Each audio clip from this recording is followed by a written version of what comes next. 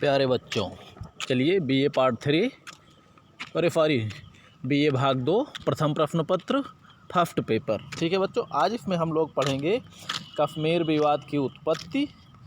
अब देखिए, इसके पहले बच्चों हम लोग पढ़ चुके हैं। जैसे हम लोग बताए थे आपको कि भारत की लगभग 565 रियासतें जो थी, जिसमें जो है सभी रियासतों ने अपनी सुविधा के अनुसार उन्होंने विलय कर लिया। केवल 3 रियासतें बची। कौन कौन? जूनागढ़, हैदराबाद और जो है कश्मीर। ठीक है, अब इन तीनों रियासतों में जूनागढ़ और हैदराबाद दोनों कुछ समस्याओं के बाद मिला लिया गया, लेकिन जो कश्मीर समस्या जो बची ये जो है अंतिम तक बनी और जो है आज तक बनी हुई है। ठीक है बच्चों, अब देखिए कश्मीर के बारे में हम देखते हैं कि कश्मीर की स्थिति क्या थी। कश्मीर जो है ये भारत और पाकिस्तान दोनों के बीच में एक बड़ी सी रियासत थी, लगभग काफ़ी हद तक, जिसे धरती का स्वर्ग कहा जाता है कश्मीर। ठीक है बच्चों, कश्मीर को धरती का स्वर्ग कहा जाता है। ठीक, स्वर्ग। अब आप लोगों को मालूम ही होगा कि स्वर्ग पर अधिकार करने की लालसा किसे नहीं होती। हर कोई व्यक्ति स्वर्ग पाना चाहता है। ठीक है, कोई मरने के बाद अगर जीवित रहने पे मिल जाए तो और अच्छी बात है। ठीक है, तो जैसे जो है तो कश्मीर की भी स्थिति वैसी ही थी, क्योंकि वहाँ की अधिकांश जनता जो क्या थी, लगभग 80%, बच्चों थोड़ा सा कम ज़्यादा हो सकता है, लगभग 80% जनता वहाँ की हिंदू थी और मुस्लिम थी, और लगभग ऐसे जो है हिंदू थे, अर्थात मुस्लिम जनसंख्या जो है ज़्यादा थी और हिंदू जनसंख्या वहाँ की कम थी। इसके कारण पाकिस्तान को स्वाभाविक था कि उसकी इच्छा थी कि, और उसका यही जो है उसका मानना भी था कि कश्मीर का विलय जो है पाकिस्तान में ही होगा। लेकिन वहाँ के जो शासक थे, वहाँ के जो राजा थे, राजा हरी सिंह, वो जो है हिंदू थे, यानी अधिकांश जनता मुस्लिम लेकिन राजा हिंदू। अब स्थिति ये थी, वही स्थिति जैसे क्या बोलते हैं हैदराबाद की स्थिति जैसी थी, लेकिन हैदराबाद बच्चों की रियासत थी, लेकिन हरी सिंह की जो भूमि थी उनके पिता गुलाब सिंह ने इसे जो है अंग्रेज़ों से ख़रीदा था। ठीक है बच्चों, याद रखिए, जो कश्मीर रियासत थी ये संपूर्ण कश्मीर को अंग्रेज़ों से हरी सिंह के पिताजी ने ख़रीदा था। खरीदी गई संपत्ति उसे अपनी मानी जाती है। इसीलिए हरी सिंह की इच्छा थी पहले स्वतंत्र रहने की, कि हम आज़ाद रहेंगे, लेकिन कश्मीर पर गिद्ध दृष्टि पाकिस्तान की लगी हुई थी कि अधिकांश जनता मुस्लिम है, इसलिए हमारे पास होना चाहिए। अब मुस्लिम जनता भी हमें सपोर्ट करेगी।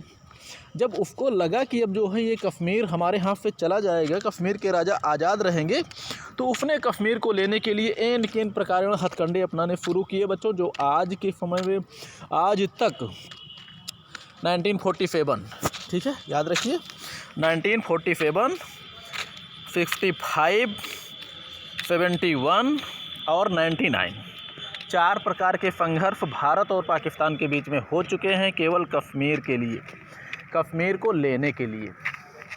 एक कश्मीर को लेना चाहता है और दूसरा कश्मीर को बचाना चाहता है, कश्मीर को लेने नहीं देना चाहता।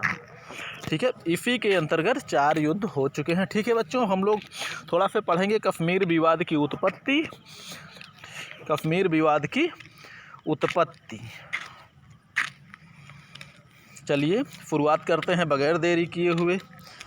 चलिए आगे बढ़ते हैं। अब देखिए 25 जुलाई को, जैसे हम लोग इसको थोड़ा सा पहले भी पढ़ चुके हैं, 25 जुलाई 1947 को लॉर्ड माउंटबेटन ने रियासतों के सम्मेलन में कहा था कि प्रत्येक रियासत अपने भविष्य का निर्धारण करने हेतु स्वतंत्र हैं, अर्थात 565 रियासतें जिसमें चाहें उसमें मिल जाएं, और लेकिन ध्यान रहे कि भौगोलिक परिस्थितियां विपरीत ना होने पाए, अर्थात अपनी भूगोल के अनुसार ये जहाँ चाहें वहाँ मिल जाएं। लेकिन हाँ, प्रत्येक रियासत, वही चीज़ हम बता रहे हैं, भारत या पाकिस्तान में मिलने स्वतंत्र निर्णय ले सकते हैं, लेकिन निर्णय लेने के पहले भौगोलिक परिस्थितियों को ध्यान रखा जाए। ऐसा ना हो कि स्थितियाँ जो है भारत के पक्ष में हो, अब मिला दिया जाए पाकिस्तान में, ऐसा नहीं होना चाहिए। अब जैसे हैदराबाद रियासत को ले लीजिए, हैदराबाद रियासत जो है ये अगर पाकिस्तान में भी मिलाया जाता तो हैदराबाद बताइए कहाँ पे है? पाकिस्तान 3 भागों में हो जाता, और जो कि चारों तरफ भारत को एक प्रकार से पाकिस्तान से घिर जाता है। ये भारत के लिए खतरनाक स्थिति थी। ठीक है, अब देखिए आज़ादी के समय कुल भारत में 565 रियासतें थी। जिनमें 140 बड़ी, 79 मध्यम और शेष छोटी रियासतें थी। इसमें प्रमुख 3 को छोड़कर सभी ने अपना विलय कर लिया। और 3 रियासतें कौन कौन सी थीं? जूनागढ़, हैदराबाद और कश्मीर। इसमें जूनागढ़ और हैदराबाद के बारे में बच्चों हम ऊपर पढ़ चुके हैं इसके पहले भाग में, लेकिन जो है अभी हम कश्मीर के बारे में चूँकि इसके बारे में तो पढ़ना ही पढ़ना है, क्योंकि 4 युद्ध लड़ चुके हैं हम इसके लिए, कश्मीर के लिए पाकिस्तान से। अब देखिए कश्मीर के महाराजा क्या चाहते थे। जम्मू कश्मीर के महाराजा हरि सिंह ने स्वतंत्र रहने का निर्णय तो ले लिया, लेकिन शीघ्र ही कठिनाइयों में उलझ गए। कठिनाइयों में क्यों उलझ गए? पाकिस्तान इसको अपना बनाना चाहता था। ठीक है, पाकिस्तान इस पे जो है अधिकार करना चाहता था, इसीलिए जो है राजा हरि सिंह को परेशानी में डाल दिया। और कश्मीर शरीफ ने अपनी रियासत को स्वतंत्र रखने हेतु सिखों व हिंदू महासभा के नेताओं से विचार विमर्श करना प्रारंभ कर दिया कि किस प्रकार हम स्वतंत्र हैं, जैसे बोला जाता है ना मीटिंग बुला के। और दूसरी ओर मुस्लिम बाहुल्य आबादी तथा सामरिक दृष्टि से महत्वपूर्ण होने के कारण पाकिस्तान कश्मीर को अपने साथ विलय हेतु पहले से ही प्रयत्नशील था, पहले से ही वो घात लगाए बैठा था, पहले से ही उसकी गिद्ध दृष्टि कश्मीर की ओर लगी हुई थी। बच्चों कश्मीर की भी स्थिति वही है, जैसे आपको मालूम है ना, जिसे कहा जाता है धरती का स्वर्ग, धरती का स्वर्ग। स्वर्ग का मतलब देवराज इंद्र का राज्य, समझ लीजिए कुछ ऐसा ही। चलिए, अब कश्मीर नरेश हरि सिंह ने अपनी रियासत के स्वतंत्र अस्तित्व को बनाए रखने हेतु पाकिस्तान सरकार के साथ यथास्थिति समझौता कर लिया। यथास्थिति समझौते का मतलब होता है कि आप जिस प्रकार हैं उसी प्रकार आप रहें, हमें रहने दें। अब पाकिस्तान को क्या लगा कि ये हमसे मिलने की एक पूर्व शर्त है। ठीक है, अब इस समझौते को सम्मेलन की पूर्व शर्त मानकर कश्मीर रियासत के रक्षा, संचार एवं विदेशी मामलों में हस्तक्षेप करने के साथ साथ अनाज, पेट्रोल, नमक एवं कपड़ों आदि की सप्लाई को अवरुद्ध करना प्रारंभ कर दिया। बच्चों, जो भी कुछ भी यहाँ से आता था यह सब पाकिस्तान से ही होकर आता था, और इसने क्या किया, सारी सप्लाई ही रोक दी। जब सप्लाई ही रुक गई तो कश्मीर की स्थिति क्या हो गई? जनता परेशान, कश्मीर की संपूर्ण जनता परेशान, और स्थिति जो है विस्फोटक होने लगी। जब राज्य के अंदर जो है भोजन नहीं रहेगा, कपड़ा नहीं रहेगा, अनाज नहीं रहेगा, नमक नहीं रहेगा, तो राज्य की स्थिति क्या होगी? विस्फोटक होगी ही। भाई, घर में अगर परिवार भूखों मरने लगेगा किसी के, तो परिवार की स्थिति क्या होगी? डिसबैलेंस होगी ना, सब लोग जानते हैं। हर व्यक्ति परेशान हो जाएगा। अब इतना क्या कि इतना होने के बावजूद भी पाकिस्तान ने सशस्त्र कबायलियों को कश्मीर में प्रवेश कराना प्रारंभ किया। कबायलियों यानी जंगली जातियों के रूप में अगर देखा जाए तो जंगली जातियों का नाम था, लेकिन जो है वहाँ पर जो प्रवेश कर रहे थे वो पाकिस्तानी सैनिकों के साथ कुछ जंगली जातियों को मिलाकर वो प्रवेश करा रहा था। ठीक है बच्चों, इनका उद्देश्य क्या था कि कश्मीरी जनता को महाराजा के विरुद्ध भड़काकर इस रियासत को पाकिस्तान में मिलाने के लिए दबाव डालना था। क्योंकि कश्मीरी जनता क्या थी? मुस्लिम थी, जिसे हम लोग कह सकते हैं जातिवाद, धर्मवाद कह सकते हैं हम लोग, सांप्रदायिकता कह सकते हैं। तो इसका विचार था कि कश्मीर की जो मुस्लिम जनता है उसको इस्लाम का वास्ता देकर, कुछ भी वास्ता देकर हम उसको मिलाएंगे और हिंदू राजा के विरुद्ध एक जो है हम उसको भड़काकर विद्रोह कराने में सफल होंगे, और दुनिया को हम दिखाएंगे कि कश्मीर की जनता जो है भारत के पास रहना ही नहीं चाहती। दुनिया को दिखाएंगे ताकि लॉर्ड माउंटबेटन को भी पता चले। क्योंकि अगर देखा जाए तो वहाँ की मुस्लिम जनता विद्रोह नहीं कर रही है, विद्रोह ये पाकिस्तान घुस के स्वयं जो है उनका रूप धारण करके उनको मिलाकर वो कराना चाहता था। ठीक है बच्चों, जबकि पाकिस्तान कभी कश्मीर की जनता ने कभी विद्रोह नहीं किया। विद्रोह जो कुछ भी हुआ इसी पाकिस्तान के बरगलाने के कारण ही हुआ। ठीक, अब देखिए क्या था, इस रियासत को पाकिस्तान में मिलाना था। और पाकिस्तान की स्थापना और भारत की स्वतंत्रता के मात्र 1.5 महीने के बाद ही पाकिस्तान ने कश्मीर पर अधिकार हेतु सैन्य कार्रवाई प्रारंभ कर दिया था। अगस्त में आज़ादी मिली, सितंबर और अक्टूबर के मतलब सितंबर से ही प्रारंभ कर दिया, और अक्टूबर में तो काफ़ी हद तक, काफ़ी बड़े पैमाने पर इसने कार्रवाई प्रारंभ कर दी। चलिए, अब कश्मीर सैन्य संक्रिया, कश्मीर में जो सैनिक कार्रवाई हुई उसके बारे में हम लोग कहते हैं।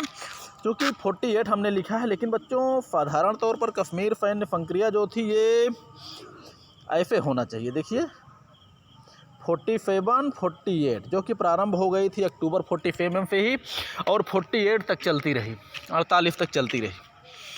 ठीक, चलिए। अब पाकिस्तान ने अमेरिकी स्वार्थ सिद्ध की नीति से प्रभावित होकर, पाकिस्तान का विचार था कि जिस प्रकार अमेरिका जो है अपनी स्वार्थपरक नीतियों से साथ जो है यथास्थिति समझौते को तोड़ते हुए उसने क्या किया, कश्मीर की आर्थिक नाकेबंदी, वही आर्थिक नाकेबंदी बच्चों जो अभी थोड़ी देर पहले हम लोग पढ़ चुके हैं कि कश्मीर में कोई भी चीज़ जाने नहीं देना चाहता था, नमक, अनाज, कपड़े, ये सब की आपूर्ति इसने रोक दी थी। वही है आर्थिक नाकेबंदी, यानी अर्थव्यवस्था उसकी इस तरह हो जाए, खाने के लिए कुछ न रहे तो कश्मीर नरेश स्वयं ही जो है मजबूर होकर पाकिस्तान में विलय के लिए तैयार हो जाएंगे। उसकी स्थिति यही थी, यानी स्वार्थ का मतलब दबावपूर्ण नीति, यानी अपनी इच्छा। लेकिन इन्हें मालूम नहीं था ना कि समर्थ को नहीं दोष गुफाएं। तुलसीदास जी ने कहा है अगर समर्थवान व्यक्ति स्वार्थी हो, स्वार्थपूर्ण नीति अपनाती है तो उसका दोष नहीं है। लेकिन पाकिस्तान भारत के सामने कितना समर्थ था, कुछ भी समर्थ नहीं था। हाँ, कश्मीर के सामने समर्थवान और ताकतवर हो सकता है। अब ये पाकिस्तान जो है कश्मीर को ले तो लेता, लेकिन महाराजा ने जब भारत में विलय 26 अक्टूबर को नहीं कर दिया होता तब। ठीक है, चलिए। आर्थिक नाकेबंदी वही सारा कुछ रोक दिया उसने। और पाकिस्तान ने और भी क्या किया, लाहौर, जम्मू तथा रावलपिंडी, श्रीनगर मार्ग व्यापार के लिए बंद भी कर दिया। अब क्या स्थिति थी, व्यापार भी नहीं हो पाया, कोई चीज़ वहाँ जाने न पाए, तो कश्मीर को क्या हुआ, वही कपड़ा वगैरह सब जो है, नमक, शक्कर, तेल, चीनी, जो कुछ भी है सब बंद हो गई स्थिति। इसको पहले हम लोग पढ़ चुके हैं बच्चों। और इस नाकाबंदी की परिणाम के स्वरूप जनता में असंतोष फैल गया। गिलगित तथा पुंछ क्षेत्रों में महाराजा के विरुद्ध विद्रोह प्रारंभ हो गया। जनता क्या करती है बच्चों, जनता को देखा जाए तो सब कुछ सरकार पर ही डाल देती है। सरकार आके हमको खाना खिला दे, सरकार आके हमारे लिए सारी व्यवस्थाएं कर दे। ठीक है, अर्थात अपने भाग्य और कर्म सबके लिए जिम्मेदार वो सरकार को ही मानती है। वैसे भी हम लोग देखते हैं आज अगर वो बच्चे जो पढ़ लिख कर जो नौकरी नहीं पा रहे हैं, मान लीजिए उनकी तैयारी में ही कि नौकरियां सीमित है, लेकिन अगर नौकरी नहीं मिल रही है तो बेरोजगारी का वास्ता देकर सरकार के ऊपर दबाव डालते हैं। यही कहते हैं ना, सरकार रोजगार दे। तो यही स्थिति वहाँ की भी हो गई। अब महाराजा के विरुद्ध जो है विद्रोह क्यों प्रारंभ हो गया कि महाराजा अब उनकी व्यवस्था करें, तेल, अनाज, कपड़ा, घी, चीनी, जो कुछ भी कम है, जो कुछ भी नहीं आ पा रहा है, वो जो है कहीं ना कहीं से मंगवा के उसकी आपूर्ति अपनी जनता को कराएं। ठीक है, चलिए। अब 31 अगस्त 1947 को पाक सीमा से होकर भारी संख्या में कबायलियों की घुसपैठ भी प्रारंभ हो गई। यानी एक जो है मरते हुए राज्य, या मान के चलिए भूख से बिलबिलाते हुए राज्य, भूख, कपड़े से तंगी, आर्थिक तंगी को झेलते हुए राज्य के बीच में कबायली आक्रमण प्रारंभ कर दिया है। इससे ज़्यादा निश्चितता और पाकिस्तान की क्या कही जा सकती है बच्चों, बताइए। जो कोई भूख से मर रहा हो उसको आप मारने के लिए दौड़ो तो ये क्या ये मर्दानगी है? नहीं, इससे बड़ी निश्चितता और कुछ भी नहीं है। वही स्थिति इसने किया कि जो कश्मीर भूख से बिलबिला रहा है, संपूर्ण जनता परेशान है, दंगे हो रहे हैं, वहाँ पर कबायली इसलिए घुसे ताकि वो इन्हीं दंगों को जो है एक राजनीतिक रूप दे सकें और जो है दबाव डाल सकें कि कश्मीर के राजा उसको जो है पाकिस्तान में मिला दें या पाकिस्तान से ऐसा समझौता करें कि ताकि पाकिस्तान से एक सौदेबाजी की नीति करे। चूँकि राजनीति का एक अंग बच्चों है सौदेबाजी, एक हाथ दो और दूसरे हाथ लो। ठीक, अर्थात आप जो चाहिए आपको हम दे रहे हैं, लेकिन हम जो चाहें उसको आप हमको दीजिए। तो ये है सौदेबाजी का सिद्धांत। अंतर्राष्ट्रीय राजनीति में बच्चों ये भी चलता है। ठीक, अब स्थिति क्या हुई, 1947 अगस्त 1947 में पाक सीमा से होकर भारी संख्या में कबायलियों की घुसपैठ प्रारंभ हो गई, जो दिन प्रतिदिन लगातार जो है बढ़ती जा रही थी। ऐसा नहीं है कि उसी पे घुसपैठ प्रारंभ होकर अपनी कार्रवाई कर रहे हैं, ज़्यादा से ज़्यादा संख्या में पाकिस्तान इनको घुसेड़ रहा था अंदर। और इस कबायली सेना का नेतृत्व बच्चों, ये गुप्त बातें हैं, कबायली सेना का नेतृत्व पाकिस्तानी सेना के कर्नल अकबर खान ने अपना नाम बदल कर जो है किया था। और इन्होंने अपना नाम बदल कर रखा क्या था बच्चों, ये अत्यंत महत्वपूर्ण, जेबल तारिक। पाकिस्तान के कर्नल अकबर खान ने अपना नाम बदलकर जेबल तारिक के नाम से इस कबायली सेना का नेतृत्व किया था और इस कार्रवाई का नाम दिया गया बच्चों ऑपरेशन गुलमर्ग। जीके का एक महत्वपूर्ण प्रश्न बच्चों, ऑपरेशन गुलमर्ग रखा। कभी कभी पूछा जाता है, कभी जीके में भी पूछा जा सकता है, ऑपरेशन गुलमर्ग किससे संबंधित है? दे दिया गया 1945 के युद्ध से पाकिस्तानी सेना की कार्रवाई से संबंधित है। इतना आप लोग बच्चों ध्यान रखिएगा, कबायली कार्रवाई का नाम दिया गया। ठीक है। अब 3 सितंबर से जो है संघर्ष प्रारंभ हो गया। युद्ध क्षेत्र में उन किसानों को धर्म युद्ध के नाम पर भड़काया जो द्वितीय विश्व युद्ध में सैन्य सेवा कर चुके थे। बच्चों अब देखिए, अभी इसके पहले हम लोग पढ़ चुके हैं ना कि युद्ध के समय, द्वितीय विश्व युद्ध के समय सेनाएं बढ़कर कितनी हो गई थी? 26 लाख। उसके बाद उनको छांट ओंट के जो है काट छांट के उनको 2 लाख कुछ किया गया। तो उसमें जो है कश्मीर के कुछ किसान भी थे जो छट कर बेचारे लौट आए थे, क्योंकि ट्रेनिंग तो उनको मिली ही थी। अब इनका विचार ये था पाकिस्तानी क्या बोलते हैं कबायलियों का या पाकिस्तानी उस समय घुसपैठियों का कि किसानों को, क्योंकि उन किसानों को भड़काया जाए द्वितीय विश्व युद्ध में जो ट्रेनिंग प्राप्त कर चुके हैं, क्योंकि इनको ट्रेंड करना नहीं है। हमारे पास शामिल हो जाएंगे तो केवल इनको हथियार देकर हम इनको अपने साथ मिला लेंगे और भारी से भारी संख्या में जब कश्मीर पे ज़्यादा दबाव पड़ेगा, कश्मीर में ज़्यादा से ज़्यादा दंगे तोड़ फोड़ विद्रोह होने प्रारंभ हो जाएंगे तो मजबूर होकर महाराजा मिला देंगे कश्मीर में, अरे कश्मीर को पाकिस्तान में। या चलिए बच्चों आगे उन्होंने क्या किया, गिलगित में 6ठी जम्मू तथा कश्मीर राइफल्स में मुसलमान सैनिकों की कंपनियों ने भी राजा के विरुद्ध विद्रोह कर दिया। अब देखिए राजा साहब के पास जो चूँकि मुस्लिम जनता ज़्यादा थी वहाँ की, तो ये एक मुसलमान कंपनी जो थी, मुसलमान सैनिक जो थे, उन्होंने भी राजा के विरुद्ध विद्रोह कर दिया। अब स्थिति क्या हो गई भाई, 80% से ज़्यादा मुस्लिम, और उन्होंने विद्रोह भी जब कर दिया तो अब राजा को कहाँ उतने हिंदू सैनिक थे उनके पास नहीं थे कि कहाँ से लाएं उनको धर्म युद्ध के नाम पे लड़ाने के लिए। ठीक है। अब ये महाराजा के पास मात्र जो है 7 बटालियन सेना थी जो इस विद्रोही आक्रमण को रोकने में सफल नहीं हुई। ठीक है बच्चों, महाराजा के जो जनरल राजेंद्र थे, ब्रिगेडियर राजेंद्र सिंह, उन्होंने जो है इस आक्रमण को वो नहीं रोक पाए। भाई अब कहाँ, एक तरफ पाकिस्तान जैसे एक बड़े राष्ट्र की सेनाएं आ रही हैं और उनके यहाँ की सेनाएं उनसे मिल रही हैं, कुछ जो है विद्रोही भी मिल गए जाकर। अब स्थिति क्या थी, विस्फोटक तो हो ही गई थी। ठीक है बच्चों, स्थिति विस्फोटक हो गई थी। और क्या हुआ, 21 अक्टूबर 1947 को कबायली सेना ने विद्रोही सेना के साथ मिलकर मुजफ्फराबाद में अपना अभियान प्रारंभ किया और बारामूला की ओर आगे बढ़ते हुए श्रीनगर में घुसने का प्रयत्न करने लगे। बच्चों श्रीनगर में एक ही हवाई अड्डा था, राजा साहब का व्यक्तिगत हवाई अड्डा, श्रीनगर हवाई अड्डा। अगर उस पर अधिकार हो जाता तो संभवतः भारतीय सेना के लिए जो है अधिकार करना मुश्किल हो जाता उन परिस्थितियों में, इसलिए भारतीय सेनाओं को कार्रवाई करने का मौका बहुत ही कम मिला। अब देखिए श्रीनगर में घुसने का प्रयत्न करने लगे और बारामूला की ओर बढ़ते हुए। ठीक है। अब बारामूला में कश्मीर सेना का नेतृत्व करते हुए ब्रिगेडियर राजेंद्र सिंह 240 जवानों के साथ 2 दिन तक इस कबायली आक्रमण के मार्ग को अवरुद्ध रखा।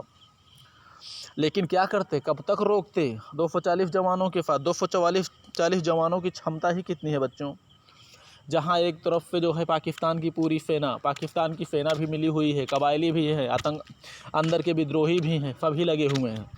ये बेचारे ब्रिगेडियर राजेंद्र सिंह कब तक मुकाबला करते? अंत में इनको भी वीरगति प्राप्त हो गई।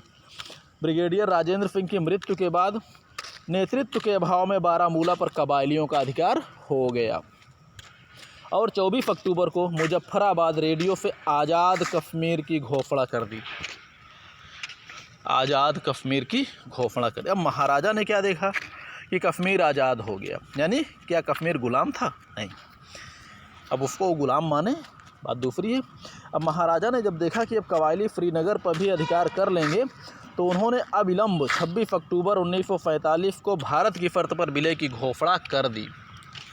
ठीक है बच्चों, अविलंब 26 अक्टूबर 1947 को भारत की शर्त पर विलय की घोषणा कर दी। बच्चों यहीं पर थोड़ी सी गड़बड़ी इसलिए हुई जो है जो कश्मीर को विशेष राज्य का दर्जा दे दिया गया, वही विशेष राज्य कश्मीर आज जो है अन्य भारत के राज्यों के समान नहीं, वो जो है अलग ही बन गया और हर समय आतंकवादी गतिविधियों से आतंकवाद का शिकार होता रहा। ठीक है, अब देखिए घोषणा जब कर दी इन्होंने, अब क्योंकि अगर देखा जाए तो वहाँ जो शेख अब्दुल्ला थे, महाराजा हरी सिंह के जो महामंत्री मुख्यमंत्री जो मंत्री जी थे शेख अब्दुल्ला, वो भी जो है इसमें थोड़ा सा जो है पाकिस्तान के सपोर्टर, कुछ जातिवाद के सपोर्टर थे, जिनको कि शायद महाराजा सत्ता सौंपना नहीं चाहते थे, लेकिन मजबूरी आ गई थी कि इसको जो है शेख अब्दुल्ला को सत्ता वहाँ पर सौंपना पड़ा।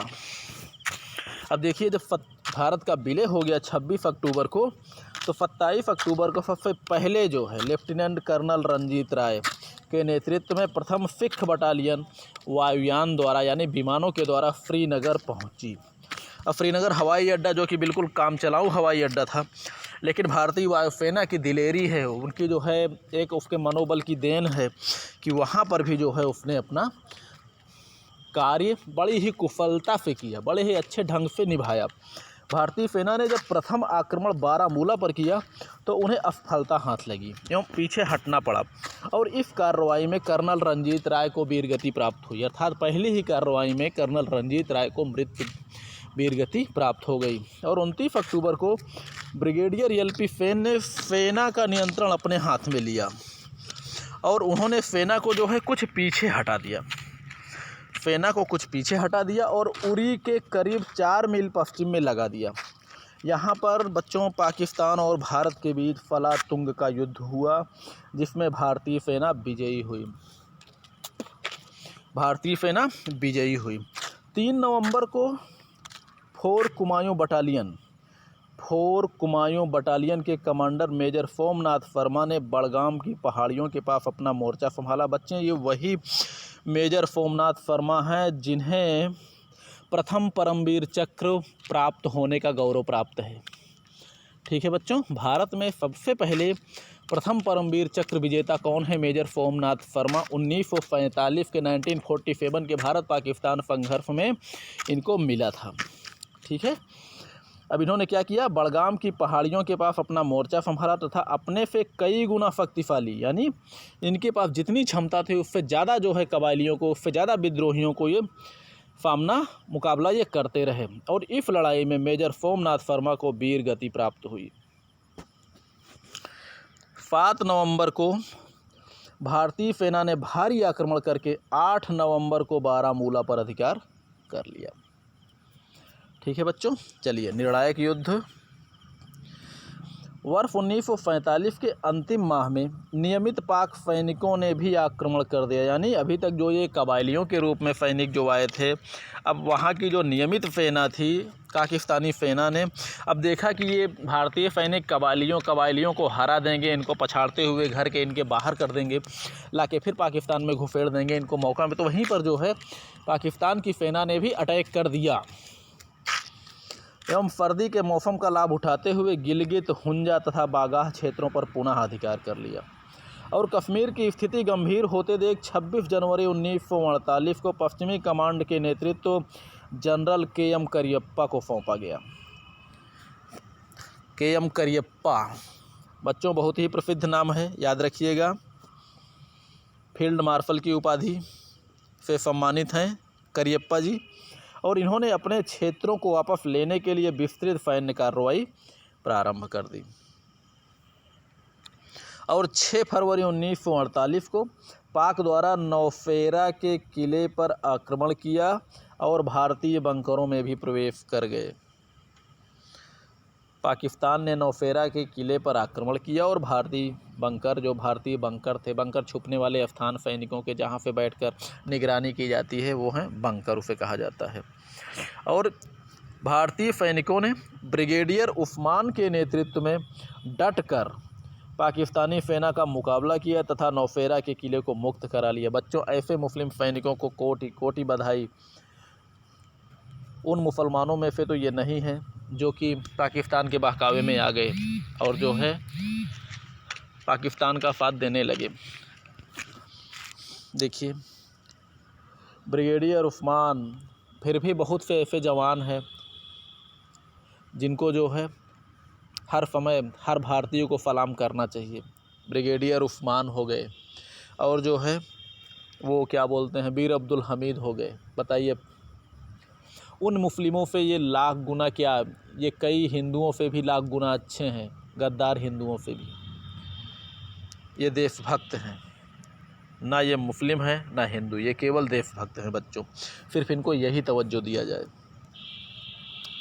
चलिए, पाकिस्तानी सेना का मुकाबला किया तथा नौशेरा के किलों को इन्होंने पाकिस्तान से मुक्त करा लिया। और 12 अप्रैल 1948 को राजौरी को भी मुक्त करा लिया गया। 23 मई 1948 को भारतीय सेना टिथवाल में प्रवेश करके उसको भी मुक्त करा लिया। कहने का मतलब अब पाकिस्तान की स्थिति खस्ता होनी प्रारंभ हो गई बच्चों। 3 जुलाई 1948 को भयंकर पाक आक्रमण में ब्रिगेडियर उस्मान को वीर गति प्राप्त हुई। ऐसे वीर जवान के लिए जितना भी किया जाए वही कम है। अगस्त 1948 में आगे बढ़ते हुए हमारी सेना ने पुंछ क्षेत्र के किशनगंज और मेढर पर अधिकार कर लिया। सितंबर 1948 में भारतीय सेना ने जोजिला दर्रे पर अधिकार करने का प्रयास किया। जोजिला दर्रा बच्चों बहुत ही प्रमुख एक प्रवेश मार्ग माना जाता है। चलिए, और अंततः दिसंबर 1948 में 12,000 फुट ऊंचे इस दर्रे पर टैंकों को उतारकर अपना प्रभुत्व स्थापित कर लिया। बच्चों, ये भारतीय वायुसेना की महान उपलब्धि थी जो इन्होंने 12,000 फुट ऊंचाई पर टैंकों को भी उतार दिया हेलीकॉप्टर के द्वारा।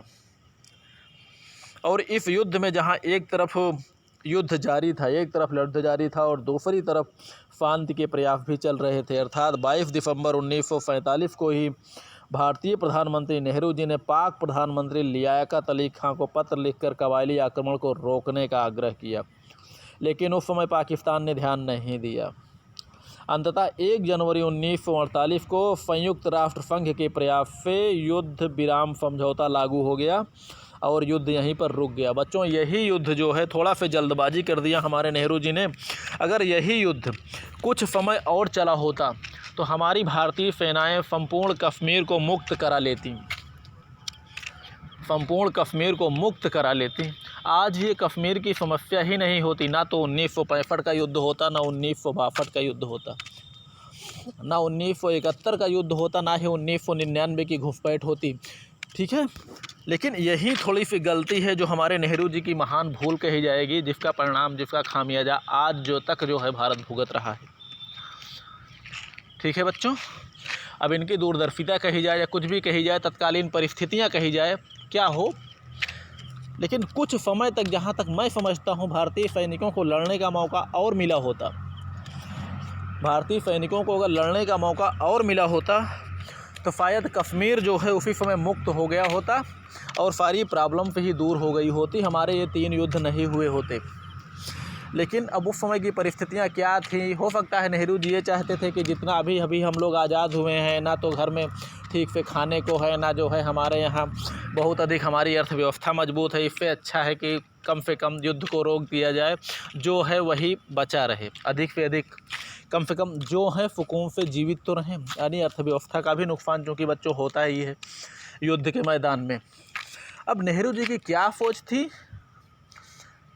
अब ये तो बेटा तत्कालीन परिस्थितियां ही बता सकती हैं। ठीक है बच्चों, चलिए अब वीडियो लंबा हो जाएगा, आगे वाले में हम पढ़ेंगे युद्ध की कठिनाइयाँ। ठीक है बच्चों, तब तक के लिए आप लोग पढ़िए, लिखिए, मस्त रहिए और खुश रहिए।